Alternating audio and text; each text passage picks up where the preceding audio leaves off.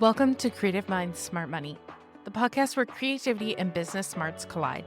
I'm your host, Samantha Eck, bookkeeper, business coach, and your go-to guide for building the creative business of your dreams.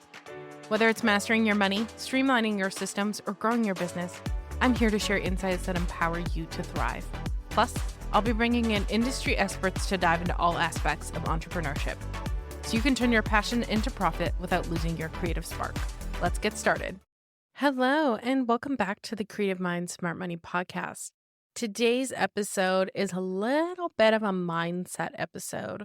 We're going to dive into saying no and using that as a boundary in your business, and why it's not something that is mean or hurtful, but more about how to protect your own boundaries. Now, as someone who is a bookkeeper, you might be looking at me and saying, Smith, this is really your area of expertise. But boundaries are important in every business. I set boundaries in my business. I know my clients set boundaries. And I just think that even as a bookkeeper, I always ask my clients, what are you setting up as your boundaries? How are you protecting your time? Especially as people who are solopreneurs or they hire a lot of help. I just want them to have those boundaries in place so that they're not feeling overwhelmed or burnt out. And that's something that we actually talk about during my strategy sessions. So obviously, saying no can feel really awkward, but it's so crucial to avoid burnout and building a sustainable business. We want to talk about how we set not just physical boundaries, but financial boundaries, say no without feeling some sort of guilt, and take control of our time, our energy, and of course, our money. So the first thing that we want to talk about is why saying no is such a power move. Saying yes to everything drains your time and energy and costs you money in the long run. And I want to give you a very personal example. When I first started my business, I said yes to whoever came my way, and there was lots. So when I first started my business, I was not niche down. I was just a bookkeeper for everyone. And I still am. I still take people from all types of different industries. It's just that my marketing is focused on creatives. So when I first started, I took on everyone. I took on a certain client, and I'm not going to say what their name is, but they were a construction client. And construction is definitely one of my weak points, especially because there is a lot that can go into it, just aside from job costing and everything like that. There's so many different aspects and so many small things that you need to do that it's a lot more work than it might seem. So when I first started, I was like, yeah, this is going to be great. The problem then became, and I already saw these flags before I had hired this client, but I was like, you know what? I'm just going to go ahead and do it. They were messaging me every day before we even started. And when I didn't respond to an email right away, and this is before I got hired, when I didn't respond to an email right away, I was called literally 5 minutes after they sent the email because I hadn't responded to it right away. So it left me feeling a little bit pressured, and I ended up saying yes to this client. As soon as I said yes to this client, I was called no less than 10 times a day checking in on things.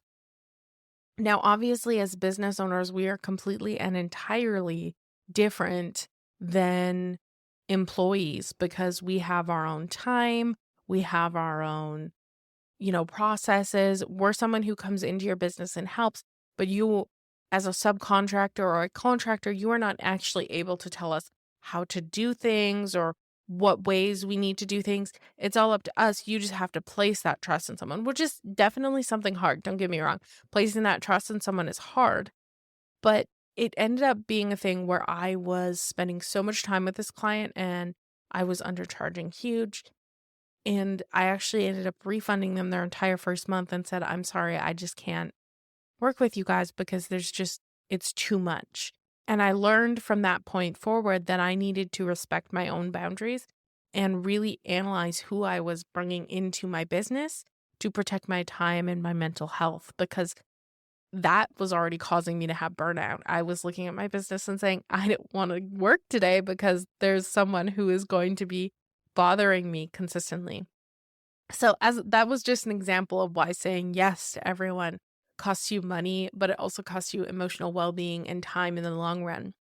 So obviously some common mistakes is just taking on low-paying projects. So looking at a project, someone comes to you and says, your lowest package is $350 and you say, "Oh yeah, this is my package price." And they say, "Well, I can only afford 200." And you're like, "Okay, you know what? Let's do 200."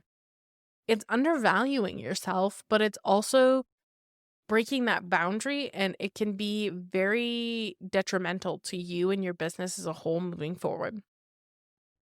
Also, bartering for services or giving them away for free. Now, I am someone who I love to help people. So there are many times where I will offer a lower package price to someone, but I will say, "Hey, when we get to this point, the package price goes up," because I'm someone who loves to help someone, but I'm never someone who thinks that you should just give your services away for free.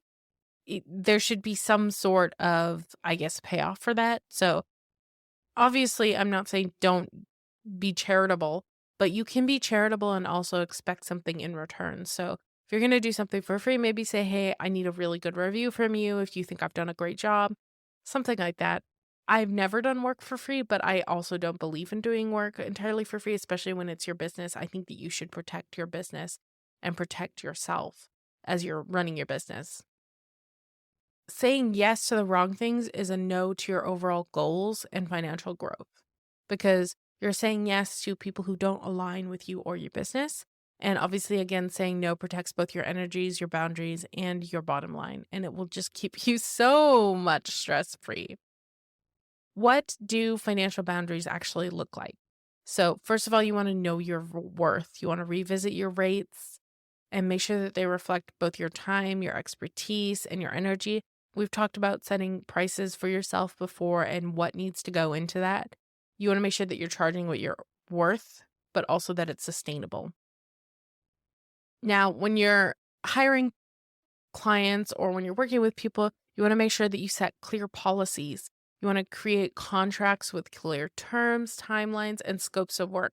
So your contract should state exactly what you're doing, how you're doing it, how you communicate, all the payment terms. So if there's late fees or if there's something else like that, it just needs them to understand and those expectations. So, for example, let's just say you're a website designer. Your contract needs to state when your project starts and when your project ends, because it's not good enough to just start a project and then be like, "Hey, it's going to end whenever this is." So even if it's just a estimate. So if you are, in your contract, you're saying it will take a maximum of 14 days or something like that. Just set those clear policies so that you have those boundaries. Then your client isn't consistently coming to you and saying, "Hey, Jenna, why is my website not done yet?" You can say, "Well, in the contract, it states that we have 14 days, etc., etc." You can also charge for rush jobs and additional revisions. You also want to make sure that's also set within your policies. For example, for me, I am a virtual bookkeeper. So if I have a client that's in Minnesota and they want me to come visit them in person, I can absolutely do that. But it's stated and stipulated in my contract that they pay for all the fees for me to get there. Now, that's never happened, but that's definitely a stipulation that I have in my contract, that if someone were to want me to come to them, that's going to be added into the costs. And then you want to identify your non-negotiables. So what are your automatic no's? Are they clients that are like, "Hey, can I pay you this time instead of what you stated in the contract?" That should probably be a no. Do they require weekend work? Is it outside your niche? Do they require you to be on call? Are they consistently pestering you? And this is a really good time to understand that and say, "Hey, this is the time I'm working. I will respond to you within these times. Outside of those times, I may not get a response to you. You are free to message me outside those times, but you may not get a response." Those types of boundaries are so important in your business. Now, when we're saying no, we obviously don't want to be jerks about it. We don't just want to say, "Hey, I don't want to work with you. Bye." We want to be polite. We want to say, "I appreciate you reaching out to me and trying to work with me. I just don't think that we are a good fit." There are ways to offer an alternative. I always do this myself in my business. Whenever I have someone who is not a fit, I have a list of bookkeepers that I'm like, "Hey, I can send you to these people. I just don't think we're a good fit. And I want you to stay firm. Now, they might say, well, I really think that you're the right person for me.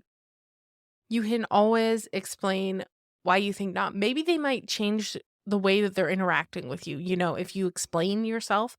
But again, you want to make sure that you have that boundary and you're just setting it up clearly and firmly.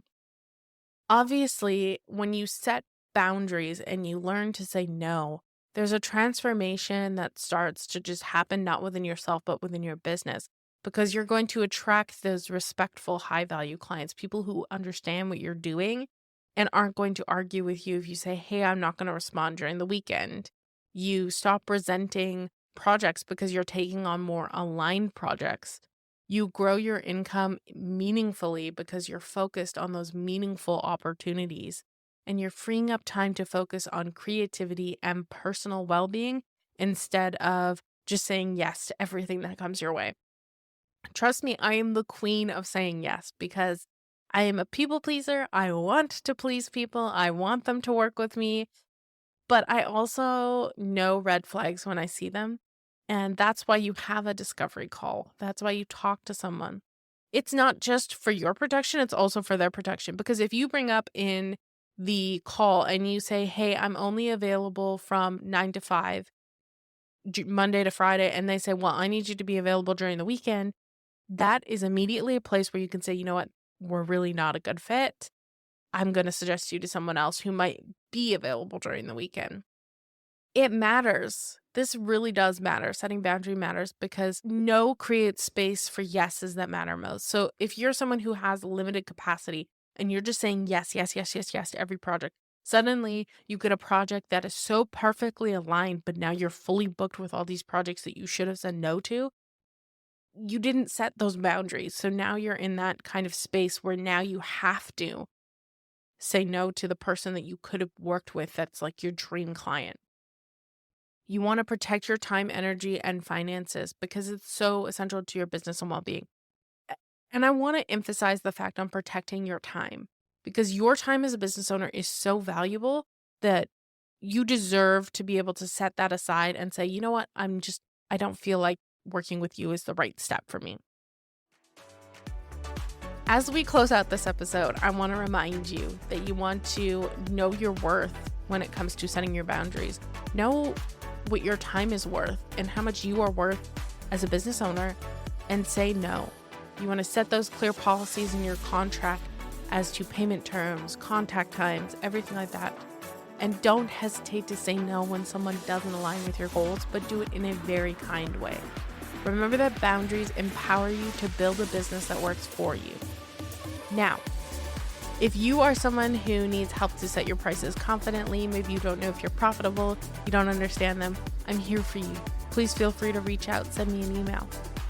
If you found this episode helpful, please leave a review and send it to a creative friend who might need it. I appreciate you spending some time with me today. As always, keep creating, keep growing, and I'll see you next time. Farewell, fellow travelers.